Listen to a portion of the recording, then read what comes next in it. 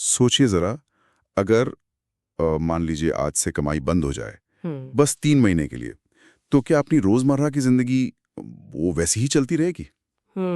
सवाल तो सोचने वाला है। हाँ, और ये थोड़ा सा मतलब बेचैन भी करता है। पर आज की बातचीत के लिए ये जरूरी है। बिल्कुल। और जो बात असल में चौंकाती है, जैसा हमारे स्रोत भी बताते हैं, वो ये कि करीब करीब 70% लोग वो ऐसी किसी सिचुएशन के लिए बिल्कुल तैयार नहीं है। 70%? ये तो बहुत बड़ा नंबर है। हाँ, उनके पास 1 महीने का जो जरूरी खर्चा होता है ना, उतनी भी बचत नहीं होती अक्सर। ये सिर्फ एक आंकड़ा नहीं है, ये एक बहुत बड़ा जोखिम है सच में। बिल्कुल, 70% आबादी के लिए। तो आज हम इसी गुत्थी को थोड़ा समझने की कोशिश करेंगे। अपने स्रोतों से जो जानकारी मिली है उसके आधार पर देखेंगे कि आखिर क्यों इतने सारे लोग बिना कमाई के कुछ महीने भी नहीं निकाल पाते, और कैसे एक इमरजेंसी फंड, जिसे आपातकालीन निधि कहते हैं, वो इस स्थिति में पहली और शायद सबसे जरूरी ढाल बन सकती है। सही कहा। और ये भी कि ये पेचेक टू पेचेक वाली जो बात है, मतलब जितना कमाया उतना उड़ाया, ये इतनी आम क्यों है? देखिए, पहले ये समझें कि ये फंड असल में है क्या चीज।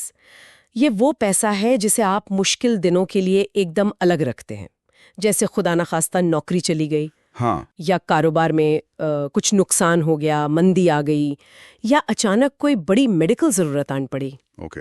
ये वो एक तरह का सेफ्टी नेट है, एक सुरक्षा कवच है जो आपको बिल्कुल ही बिखरने से बचाता है उस वक्त। सुरक्षा कवच, हाँ, ये सुनने में तो बहुत अच्छा लगता है, पर सवाल फिर वही आता है कि ये कवच कितना मजबूत, कितना मोटा होना चाहिए, मतलब कितना पैसा जोड़ना होता है इसमें? आमतौर पर जो सलाह दी जाती है वो ये है कि कम से कम 3 से 6 महीने के आपके जो जरूरी महीने के खर्चे हैं। जरूरी खर्चे? हाँ, सिर्फ जरूरी वाले, उतनी रकम इस फंड में होनी ही चाहिए। मिसाल के तौर पर अगर महीने का जरूरी खर्चा मान लीजिए 30,000 रुपए है, ठीक है, तो फंड में कम से कम 90,000 से 1,80,000 तक होनी चाहिए। 90,000 से 1,80,000, 3 से 6 महीने का खर्च।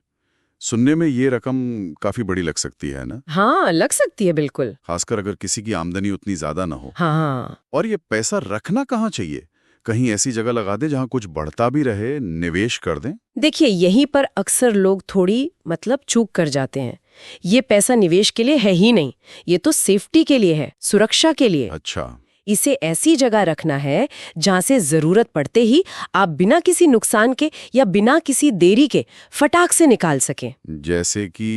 जैसे बैंक का सेविंग्स अकाउंट हो गया, या शॉर्ट टर्म वाली एफडीज होती हैं, या फिर लिक्विड म्यूचुअल फंड। ये कुछ ऑप्शंस हैं। यहाँ मकसद रिटर्न कमाना नहीं है, पैसे को सेफ और लिक्विड रखना है, मतलब जब चाहे निकाल सकें। यानी सेफ्टी पहले, रिटर्न बाद में।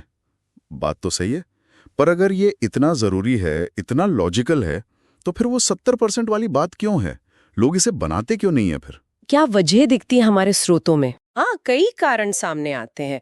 एक तो है वो जिसे कहते हैं ओवर कॉन्फिडेंस, अति आत्मविश्वास, ये सोचना कि भाई मेरे साथ ऐसा कुछ बुरा नहीं होगा। हाँ, ये तो होता है, अरे हमें क्या जरूरत। बिल्कुल। दूसरा, कई लोगों में ना वो बचत करने की आदत ही डेवलप नहीं हो पाती। पैसा आता है और बस खर्च हो जाता है, पता ही नहीं चलता कि गया कहाँ। और हाँ, वो एक और चीज, लाइफस्टाइल इन्फ्लेशन कहते हैं शायद। जैसे ही थोड़ी आमदनी बढ़ी, खर्चे उससे ज्यादा तेजी से बढ़ जाते हैं। एग्जैक्टली। नया फोन लेना है, गाड़ी बड़ी करनी है, बचत की बारी नहीं आ पाती।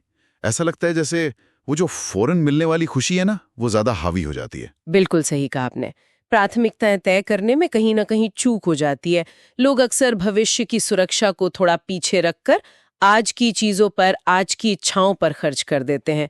इमरजेंसी फंड बनाना जरूरी तो लगता है, पर शायद उतना जरूरी नहीं लगता जितना कोई नई चीज खरीदना या कहीं घूमने जाना। तो अगर किसी को अब ये लग रहा है कि हाँ भाई, ये फंड तो बनाना चाहिए, तो वो शुरुआत कैसे करें? क्या पहले कदम होने चाहिए? देखिए, सबसे पहले तो अपने महीने के सिर्फ जरूरी खर्चों की एक लिस्ट बनानी पड़ेगी, बिल्कुल ईमानदारी से। ओके। जैसे किराया है, घर की ईएमआई है, राशन का खर्चा, बिजली पानी के बिल, आने जाने का खर्चा, जरूरी दवाइयाँ।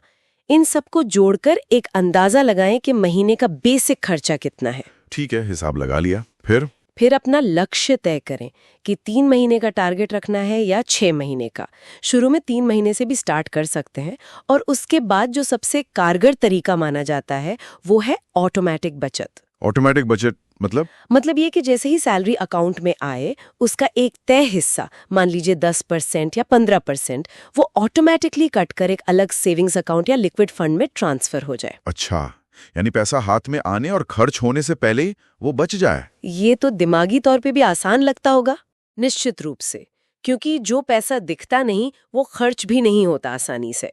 और एक और टिप ये है कि जब भी कोई एक्स्ट्रा पैसा आए, जैसे कोई बोनस मिला या टैक्स रिफंड आया, हाँ, उसे भी सीधा इसी फंड में डाल दें। और सबसे अहम नियम जो बिल्कुल नहीं तोड़ना है, ये पैसा सिर्फ और सिर्फ असली इमरजेंसी के लिए है, छुट्टियों या शॉपिंग या किसी और चीज के लिए बिल्कुल नहीं। समझ गया। लेकिन मान लीजिए किसी ने ये सब तैयारी नहीं की है और अचानक कल से आमदनी बंद हो जाए, तब क्या रास्ते बचते हैं? ये सोचना भी थोड़ा डरावना है। हाँ, वो स्थिति वाकई मुश्किल होती है। उस वक्त तो फौरन कमर कसनी पड़ती है।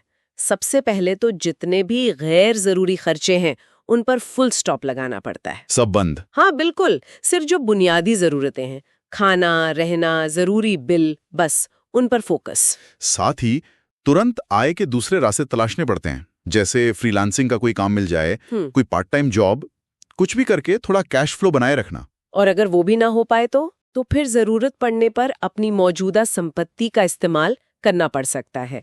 जैसे कोई एफडी तुड़वानी पड़ सकती है, या शायद सोना बेचना पड़े, या घर का कोई पुराना सामान।